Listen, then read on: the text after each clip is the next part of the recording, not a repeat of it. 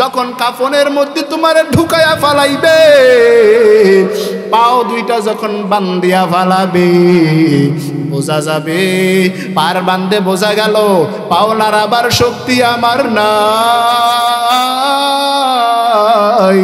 মাজায় যখন বান্ধিয়া ফালাইবে, মাজার বান্ধে বোঝা যাবে আমার মাজা নাড়াবার শক্তি নাই।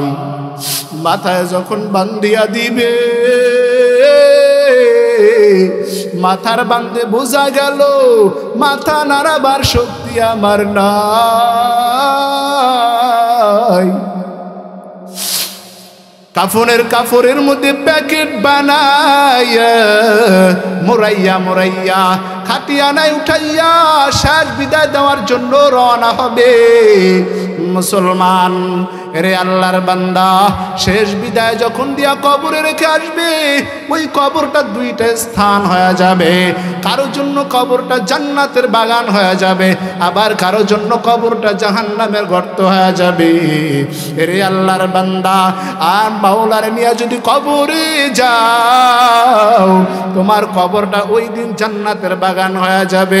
রে আল্লাহর বান্দা যুবক, আজকে বিদায় মাহফিল মনে করিয়া তওবার নিয়াত যদি হয়, আর যদি মনে করো জান্নাত জাহান্নাম সত্য, আযাব গজব সব সত্য, কবরের মধ্যে সাপ আসিয়া ভরিয়া যাবে, জাহান্নামের আগুন আসিয়া ভরিয়া যাবে, যদি মনে করো সত্য, তওবার নিয়াত যদি হয়, খাঁটি দিলে একটা তওবা করে নিব। কুল ইন্না সালাতি ওয়া নুসুকি ওয়া মাহইয়ায়া ওয়া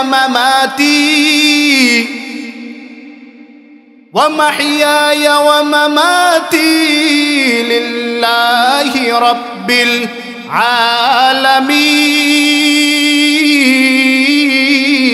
আলামিন। ই কালামে জিন্দা কুরআনে হাকিম, হিকমতে উ লা ইয়াজাল সুতু কদিম, জামিউল ইলমে ফিল কুরআনে হাকিম, তাকাসুর আনহু আফাহামুর রিজালি। আল্লাহ পাক রব্বুল আলামিন বলেন, হে দুনিয়ার ইমানদার মুসলমান, কুল ইন্না সালাতি, নিশ্চয়ই বান্দা তোমার নামাজ হবে আমি আল্লাহর জন্য, ওয়া নুসুকি, বান্দা তোমার কুরবানি হবে আমি আল্লাহর জন্য, ওয়া মাহইয়ায়া ওয়া মামাতি, বান্দা তোমার বেঁচে যাওয়া বেঁচে থাকা মরে যাওয়া লিল্লাহি রাব্বিল আলামিন, বান্দা সব কিছু একমাত্র আল্লাহর জন্যই হতে হবে।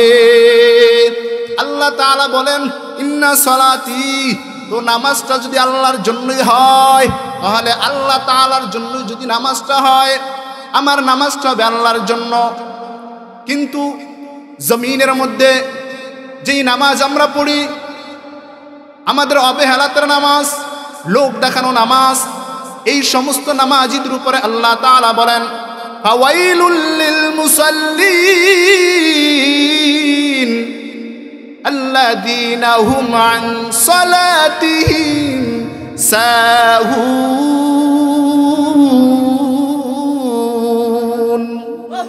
আল্লাহ পাক রব্বুল আলামিন বলেন, ওই সমস্ত নামাজিদের জন্য ওয়াইল নামক জাহান্নাম, যারা নামাজ ঠিকই পড়েছে কিন্তু নামাজটা আল্লাহর জন্য হয় নাই, তেলাওয়াত করেছে কিন্তু তেলাওয়াতটা আল্লাহর জন্য হয় নাই, জিকির করেছে কিন্তু জিকিরটা আল্লাহর জন্য হয় নাই, দান করেছে কিন্তু দানটা আমার মাওলার জন্য হয় নাই। আল্লাহ পাক রব্বুল আলামিন বলেন, ওই সমস্ত ইবাদতকারীর জন্যই হলো ওয়াইল নামক জাহান্নাম।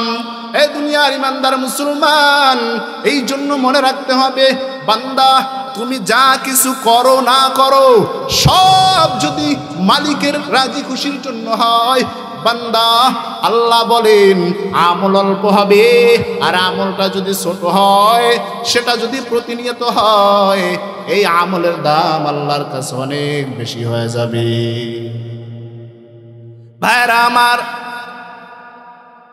তো আমার জীবন, আমার মরে যাওয়া, আমার বেঁচে থাকা, এটা আল্লাহর জন্য যদি হয়, তাহলে তো বেঈমানের সামনে আমাদের মাথা নত করার কোনো প্রশ্নই আসে না, কারণ আমার বেঁচে থাকা, আমার মরে যাওয়া তো সব আল্লাহর জন্য। আল্লাহ যদি আমারে বাঁচা রাখেন আলহামদুলিল্লাহ, আল্লাহ যদি আমাদেরকে মারেন আলহামদুলিল্লাহ। হে মুসলমান, বেঈমানের সাথে মুসলমান কখনো আপোষ করে না, কারণ তারা বাঁচলে আল্লাহর জন্য বাঁচে, মরলেও আল্লাহর জন্যই মরে, কারণ তাদের জিন্দেগি সব মালিকের রাজি খুশির জন্য। হে মুমিন, বিলাল রাদিয়াল্লাহু তাআলা আনহু আযান দেন, হাইয়া আলাস সালাহ, কিন্তু একদিন আযান দিলেন ফজরের আযান, হাইয়া আলাল জিহাদ, এই আওয়াজ মক্কার জমিনে ছড়ায় যায়। প্রতিমধ্যে এক বৃদ্ধ মহিলার কানে চলে গেল। ওই এলাকার মধ্যে এই আযান শোনার পর মনের মধ্যে প্রশ্ন, এতদিন বেলাল হাইয়া আলাস সালাহ মানুষকে নামাজের দিকে ডাকছে, আজকে হাইয়া আলাল জিহাদ বলে ডাক দিয়েছেন, মনে হয় নবী জিহাদের ময়দানে ডাকেন। রে আল্লাহর বান্দা, পয়গম্বরের নির্দেশ। এই আওয়াজ পাওয়ার পরে ওই মহিলা চিন্তা করতেছে, আমার ঘরে তো কোনো পুরুষ মানুষ নাই, আমার স্বামীও নাই, আমার ভাই নাই, তবে আমার উপযুক্ত কোনো সন্তানও নাই, আমি জিহাদের ময়দানে পাঠাবো। আল্লাহর বান্দা এবার কান্না করতেছে, কিন্তু ঘরের মধ্যে যে বাচ্চাটা ছিল, ছোট বাচ্চা, মার কান্না দেখিয়া বলে, মা তুমি কেন কাঁদতেছো, ব্যাপারটা যদি একটু বলতা। ডাক দিয়া বলে, এরে বাজান, তুমি কি শুনো নাই বিলাল আযান দিয়েছেন হাইয়া আলাল জিহাদ? আমার তো মন চায় আমার একটা সন্তান যদি থাকতো, যুদ্ধের ময়দানে পাঠায় দিতাম, কারণ আমার তো মন চায় হাসরের ময়দানে আমি মুজাহিদের মা হয়ে দাঁড়ায় যাব। আমার তো মন চায় শহীদের মা হয়ে আল্লাহর আদালতে দাঁড়াবো। আল্লাহর বান্দি কান্না করে আর বলেন, সন্তান ডাক দিয়া বলে, মা আপনি টেনশন করিয়েন না, আপনি আমার নবীর কাছে নিয়ে চলেন, আপনি নবীর কাছে নিয়ে চলেন, আমি আপনার মনের আশা পূরণ করব, আমি আপনার মনের আশা পূরণ করব। মা এবার সন্তানরে কোলে নিয়া নবীর দরবারে নিয়ে যায়। মায়ার নবী যুদ্ধের ময়দানে কারে কারে নিবেন লিস্টি করতেছেন। সাহাবায়ে কেরাম লাইনে দাঁড়ায় গেছে, মহিলা তার বাচ্চা নিয়া লাইনের ভিতরে ঢুকে গেছে। সাহাবীরা বলতেছেন, এই মহিলাদের তো যাওয়া নিষেধ, তুমি কেন ঢুকছ? এটা তো পুরুষের লাইন। মহিলা ডাক দিয়া বলে, এরে আল্লাহর বান্দা, এরে সাহাবী, তাকায় দেখো না, আমার কোলে তো একটা পুরুষ মানুষ আছে। ডাক দিয়া বলে, তাহলে দাঁড়ায় থাকো। নবীর কাছে সংবাদ চলে গেল। নবীর কাছে সংবাদ যাওয়ার পর ডাক দিয়া বলে, আম্মা জান, আপনি এই সন্তান নিয়ে কেন আসছেন? এত ছোট সন্তান তো যুদ্ধের ময়দানে লাগবে না, কোনো কাজে আসবে না। ডাক দিয়ে বলে, তুমি সন্তান নিয়ে বাড়িতে যাও, এর নাম উঠানো যাবে না। মায়ার নবীর কথা শুনিয়া সন্তান চোখের পানি ফেলে কান্না করতেছেন আর বলতেছে, পয়গম্বর, আমার মা আশা করি আসছে আমারে যুদ্ধের ময়দানে পাঠাবে, আমার মা মুজাহিদের মা হবে, শহীদের মা হয়ে আল্লাহর আদালতে উঠবে।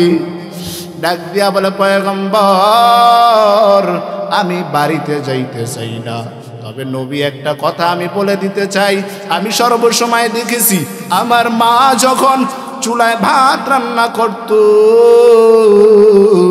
আগুন যখন ধরাইতো ছোট ছোট লাকড়ি দিয়া প্রথম আগুন ধরাইতো। ও নবী আমার, আপনি যখন যুদ্ধের কার্যক্রম শুরু করবেন তখন আমি ছোট মানুষ, আমারে আপনি আগে পাঠাইবেন। আমারে যখন বেঈমানরা হত্যা করে ফেলবে, শহীদ করে ফেলবে, তখন আপনার বড় বড় সাহাবী ওসমান, আলী, আবু বকরদেরকে পাঠিয়ে দিবেন। নবী এই কথা শুনিয়া চোখের পানি ফালায়া কাঁদেন। আল্লাহর অন্তরে জোশ মেরে গেছে। আল্লাহ তাআলা জিবরাইল আমিনকে পাঠিয়ে দিছে, ডাক দিয়া কয় যাও। জিবরাইল আমিন আয়েশা বলে, পয়গম্বর আপনি দুনিয়ার মধ্যে লিস্টি করতেছেন কারে যুদ্ধের ময়দানে নেওয়া যায়? আল্লাহ আরশের ময়দানে, আরশের মাঝখানে আল্লাহ তাআলা ফেরেশতাদেরকে নিয়ে লিস্টি করতেছেন। হে নবী, আপনি কি জানেন আল্লাহ তাআলা তার নিজের প্রথম যে লিস্টিতে যে নামটা উঠাইছেন, সর্বপ্রথম ওই মার সন্তান ছোট্ট বাচ্চা ছেলেটার নাম আল্লাহ প্রথম উঠায়া দিছেন। ভাইরা আমার, তাদের বেঁচে থাকা মরে যাওয়া সব একমাত্র আল্লাহর জন্যই ছিল। তারা সন্তানের মায়া করে নাই, বিবির মায়া করে নাই, দুনিয়ার মায়া তাদের মধ্যে নাই। আজ তো আমাদের মধ্যে সন্তান এমন পর্যায়ে চলে গেছে, রমজান মাস আসলে রোজা রাখবে, কয় না রাখার দরকার নাই, শরীর নষ্ট হয়ে যাবে, অসুস্থ হয়ে পড়বে। রে আল্লাহর বান্দা, দুনিয়ার মধ্যে কয়দিন বাঁচবা, নিজের জিন্দেগিটা আল্লাহর জন্য যদি উৎসর্গ করে দিতে পারো বান্দা, দুনিয়ার মধ্যে তোমার সফলতা অর্জন হয়ে যাবে। সাহাবায়ে কেরামরা, নবী আলাইহিস সালাতু ওয়াস সালামরা, এরা দুনিয়ার চিন্তা করে নাই, ছেলে মেয়ের চিন্তা করে নাই, টাকা পয়সার চিন্তা করে নাই।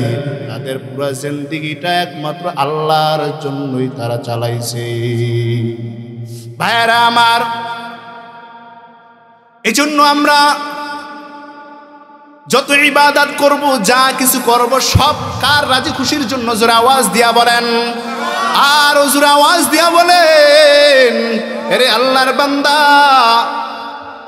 আজ আমরা অনেকেই তো ইবাদতের বড় বাহাদুরি করি। আমার থেকে কে বড় নামাজিওয়ালা আছে, কে হাজি সাহেব, জুব্বাওয়ালা, পাগড়িওয়ালা? দানবীরের অভাব নাই। মসজিদের কাতারে, সামনের কাতারে গিয়া বসে, ক্ষমতা আর ক্ষমতা। আল্লাহর কাছে এই জুব্বাওয়ালা, পাগড়িওয়ালা, এই নামাজিওয়ালা, রোজাওয়ালার কোনো দাম নাই, যেটা মানুষের দেখার জন্য, নিজের ক্রেডিটের জন্য আছে, কোনো দাম নাই। নবীর উম্মত, তুমি যতই জুব্বাওয়ালার, পাগড়িওয়ালা, টুপিওয়ালা, তাহাজ্জুদওয়ালা, তসবিহওয়ালা হও, যদি দুনিয়ার মানুষের হক মেরে মেরে যদি খাও, বিচার করছো, উল্টা পাল্টা বিচার করছো, গরিবের উপরে জুলুম করছো, নিজের বেলায় 16 আনা, পরের বেলায় 4 আনা, কিন্তু পাগড়িও লাগাইছো 13 হাত, 14 বার হজ করছো, বলে এই হজের কোনো দাম নাই, এই জিকিরের কোনো দাম নাই, এই ইবাদতের কোনো দাম নাই। হাসরের ময়দানে তুমি নামাজ নিয়ে উঠবা, রোজা নিয়ে উঠবা, কিন্তু আল্লাহ তাআলা সেদিন বলবেন, এই বান্দা খুশিতে জান্নাতের দিকে আগাবে, কিন্তু যাইতে পারবে না। সামনে প্রতিবেশী দাঁড়ায় যাবে, বলবে, এই দুনিয়ার মধ্যে যে বিচার করেছো, বিচার সঠিকভাবে পাই নাই, আমার হক মেরে খাইছো, আজকে সেই পাওনাগুলো তাড়াতাড়ি পরিশোধ কর। আল্লাহ তাআলা বলবেন, বান্দা দুনিয়ার মধ্যে যেই আকাম করছো, দুনিয়ার মধ্যে যে হক নষ্ট করছো, তাড়াতাড়ি এইগুলো পরিশোধ করে দাও। এরে আল্লাহর বান্দা, ওইখানে টাকার কোনো বাহাদুরি নাই, গাড়ির বাহাদুরি নাই, জমি জমার কোনো হিসাব নাই, ওই জায়গার মধ্যে নেকের খেলা হবে। আল্লাহ সেই দিন বলবেন, এরে পাগড়িওয়ালা, জুব্বাওয়ালা, টুপিওয়ালা, তোমার আমল থেকে নেক দেওয়া শুরু করে দাও। তখন বান্দা নেক দিতে দিতে দিতে শূন্য হয়ে যাবে। আল্লাহ তাআলার কাছে বলবেন, রে মালিক, এখন তো আমার কিছু নাই, কি দিব?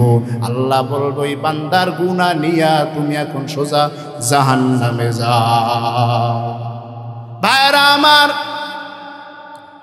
মায়া নবী আমার ইন্তেকালের 4-5 দিন আগে এতটা অসুস্থ হয়ে পড়ছেন, খাবারও খাইতে পারে না, দুর্বল। তার চাচাতো ভাই ফজল রে ডাক দিয়া বলে, ফজল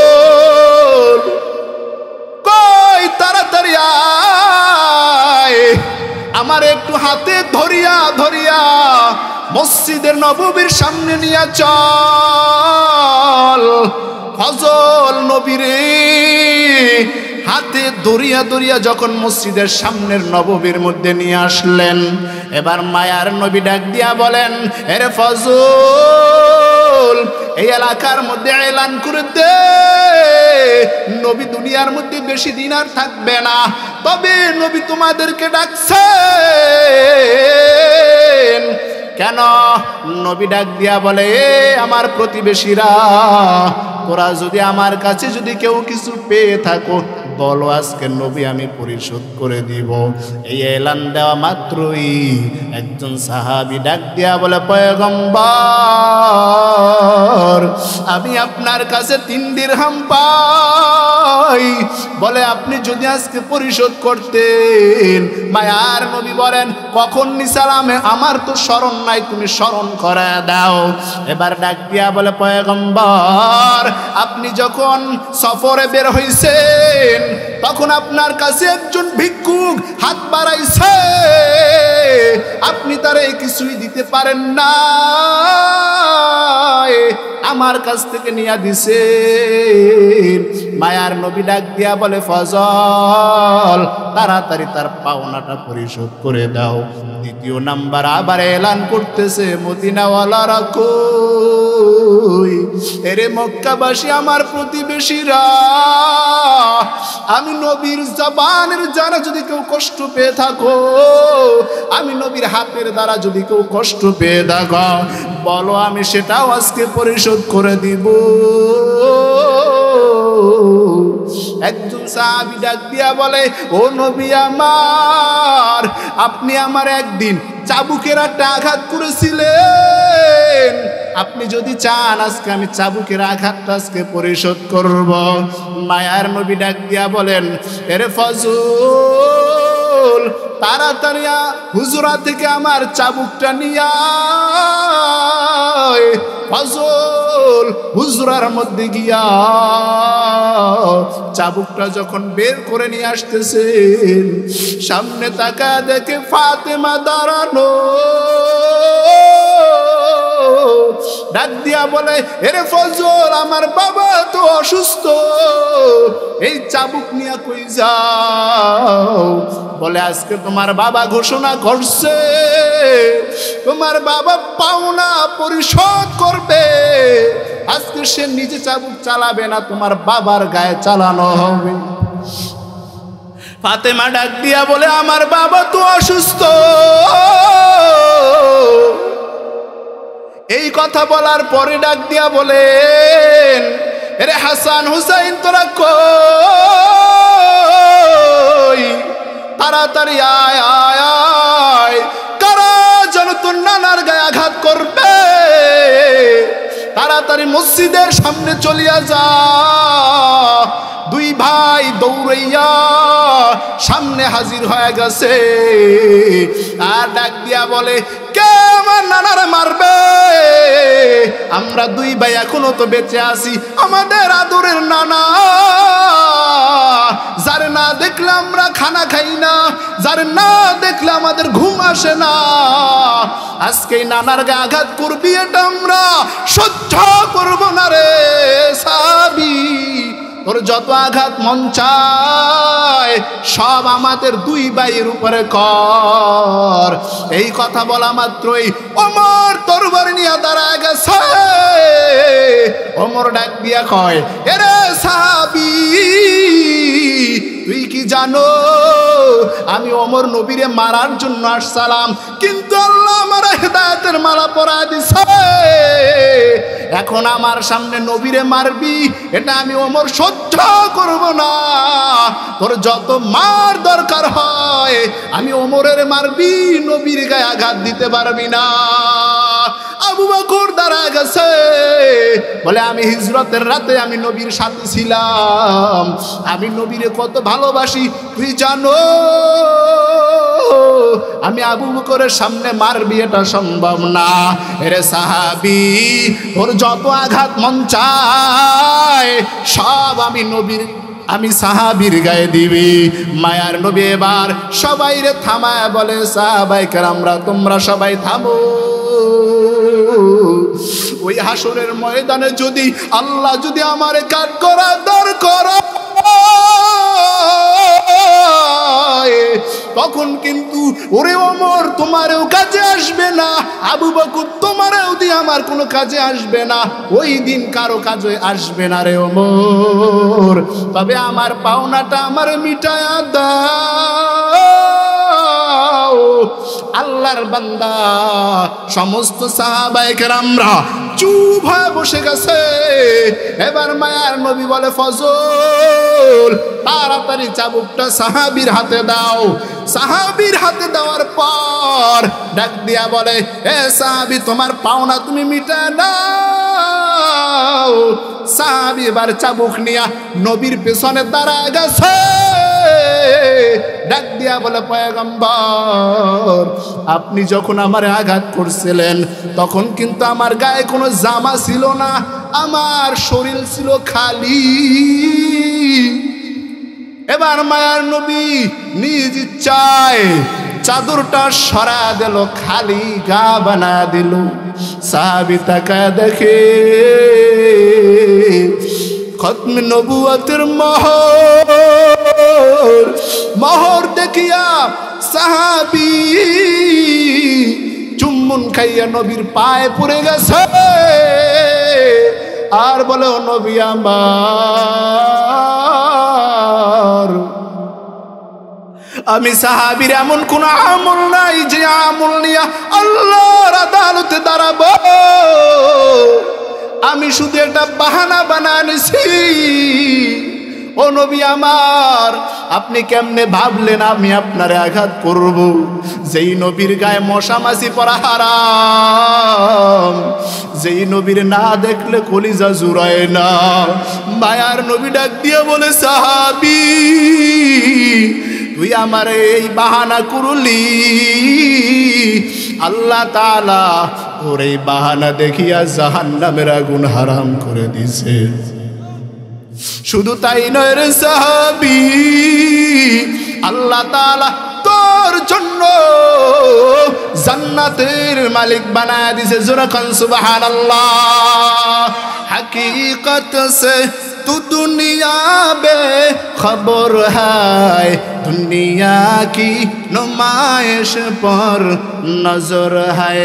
नमी गोयाम के आज दुनिया जुदा बाश, बहार कारे के बाशिबा खुदा बाश। जिसते दुनिया आज खुदा गाफिल बुदाए, कामाशुक न करा हो फर जिंदजार। ভাইরা আমার, তো নবীর মোহাব্বত এত পরিমাণ ছিল। এরে আল্লাহর বান্দা যুবক, আজ আমরা দুনিয়ার মোহে পড়ে টাকার পাগল, বাড়ির পাগল, সম্পদের পাগল, কিন্তু ডানে বামে তাকায় দেখো তোমার মতো কত যুবক, তোমার মতো কত আল্লাহর বান্দা আছে। এরা বাড়ির পাগল না, টাকার পাগল না, গাড়ির পাগল না, এরা শুধু আমার মাওলার পাগল। এরা এরা শুধু আমার মাওলারে খোঁজে, ঠিক কিনা জোরে কান। আর মনে মনে বলে আমার দয়ার মাওলারে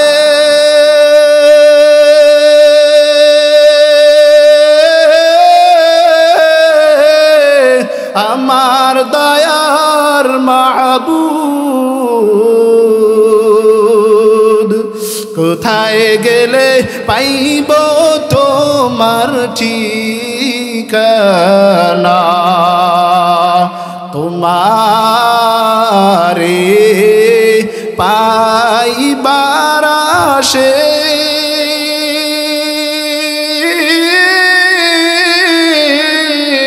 করি আমি দেশ বিদেশে, ইজতিমার ময়দানে করলাম বিছানা, জান্নাতের বাগানে করলাম বিছানা, আমার দয়ার মাওলারি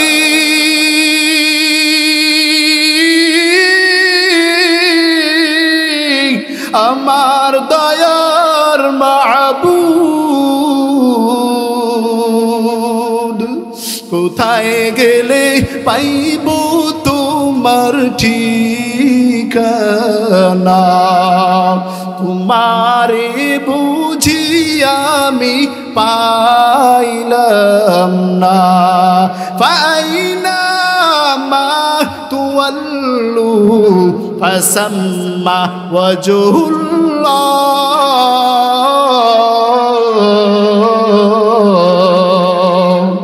আল্লাহ তাআলারে যারা পেয়ে গেছেন, ওই বান্দা ডানে তাকাইলো দেখে আমি আল্লাহ, বামে তাকাইলো দেখে আল্লাহ, পেছনে তাকাইলো দেখে আমি আল্লাহ, সামনে তাকাইলো দেখে আমার মাওলা। বান্দা যদি নদীর মধ্যে বিপদে পড়ে, আমি আল্লাহর ডাক দিবি, আমি আল্লাহ সেখানেও হাজির।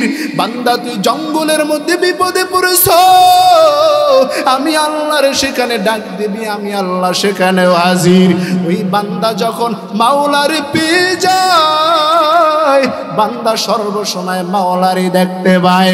বান্দা ঘুমাইলো মাওলার তালাশ, বাজারে গেল মাওলার তালাশ, খাইতে বসলেও মাওলার তালাশ করে। এই যে শীতের রাত্র পড়ছে, ঘুমায় গেছে, ফজরের সময় খাতা কম্বল ফালাইয়া ঠান্ডা পানি দিয়ে ওযু করিয়া বান্দা দৌড়াইয়া মসজিদে আসে একমাত্র মাওলার তালাশের জন্য। এরে আল্লাহর বান্দা, যেই দুনিয়ার মধ্যে যেই বান্দা মাওলার পেয়ে গেছে, তার কাছে কোনো টাকার দাম নাই, বাড়ির দাম নাই, অর্থ সম্পদের দাম নাই, সৌন্দর্যের দাম নাই, নারীর দাম নাই। ওই বান্দা শুধু আমার মালিকের তালাশ নিয়া সময় কাটায়। এরে আল্লাহর বান্দা যুবক, আজ এই দুনিয়ার মোহে পড়ে তুমি কি চিন্তা করেছো কয়দিন আর বাঁচবা? ভালো করে মনে রাখবা, আজকে ময়দানে আসলাম, বাড়ি থেকে চলে আসলাম, মার কাছে বলে আসলাম, বউয়ের কাছে বলে আসলাম, কিন্তু আবার বাড়ি যাইতে পারবো এমন গ্যারান্টি আপনার আমার কারো নাই। আছে? মনে রে মন বলো, এর মন, চক্ষু দুইটা বন্ধ করে মনের প্রশ্ন করো রে মন, আমি এই জায়গার মধ্যে বসে গেছি, আবার বাড়ি যাইতে পারবো এমন কোনো গ্যারান্টি আমার নাই। হয়তো আজরাইলের কাছে আমার নামের লিস্টটি চলে আসতে পারে, আগামীকাল সকালবেলা আমার নাম মসজিদের মাইকে এলান হয়ে যেতে পারে। এরে আল্লাহর বান্দা যুবক, নিজের অর্থ সম্পদ কামাই করে বাড়ি গাড়ি করেছো, বিল্ডিং করেছো, যখন তোমার চক্ষু দুইটা বন্ধ হয়ে যাবে, তোমার বক্স খাট, দামি চাদর, দামি বিছানা থাকবে না। তোমার লাশটারে টানিয়া টানিয়া পাটি বিছায়া পাটির উপরে শোয়া রাখবে।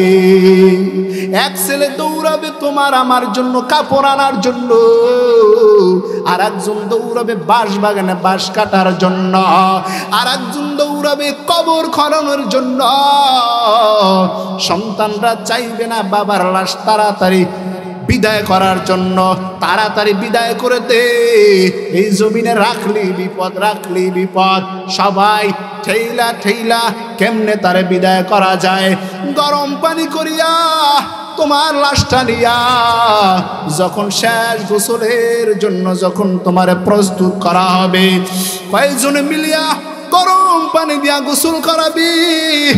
এক সময় আমি নিজে গোসল করছি, নিজের হাত নিজে ডলছি, নিজের পা নিজে ডলছি, কিন্তু না, ওই সময় অন্যের হাতে তোমার গোসল হবে, অন্যের হাতে তোমার সাবান হবে, অন্যের হাতে তোমার শরীর ম্যাসেজ হবে। এরে আল্লাহর বান্দা, কাফন পরা দেবে তিনটা। কয়টা? তিনটা। তুমি গরিব হও, ধনী হও, বড় লোক হও, সাদা হও, কালো হও, বক্তা হও, শ্রোতা হও, সবার জন্য কাফন হবে তিনটা। যখন কাফনের মধ্যে তোমার ঢুকায়া ফালাইবে, পাও দুইটা যখন বান্দিয়া ফালাবে, বোঝা যাবে পার বান্ধে বোঝা গেল পাও নাড়াবার শক্তি আমার না। মাজায় যখন বান্দিয়া ফালাইবে, মাজার বান্ধে বোঝা যাবে আমার মাজা নাড়াবার শক্তি নাই। মাথায় যখন বান্দিয়া দিবে, মাথার বান্ধে বোঝা গেল মাথা নাড়াবার শক্তি আমার নাই।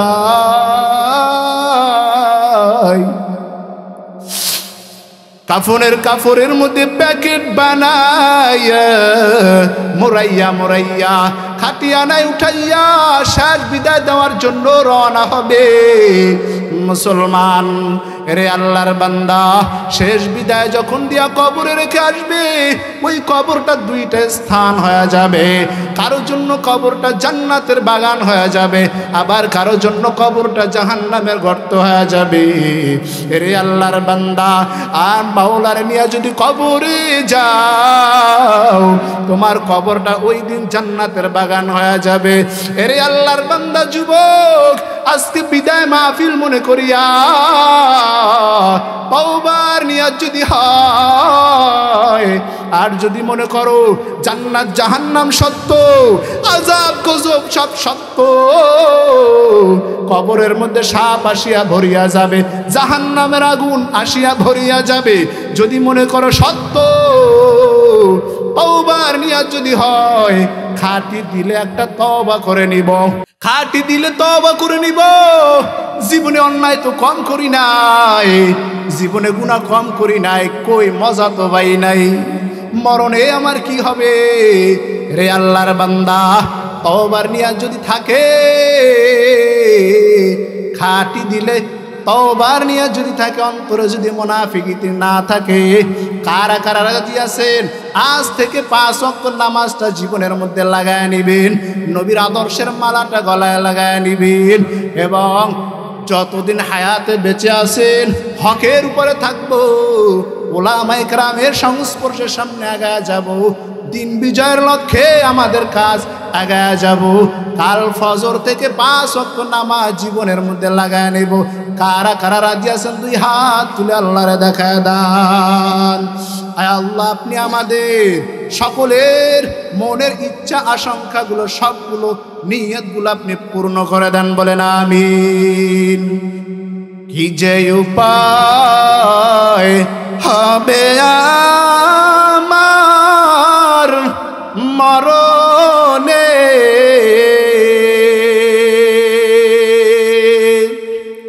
কি যে উপায় হবে আমার মরণে,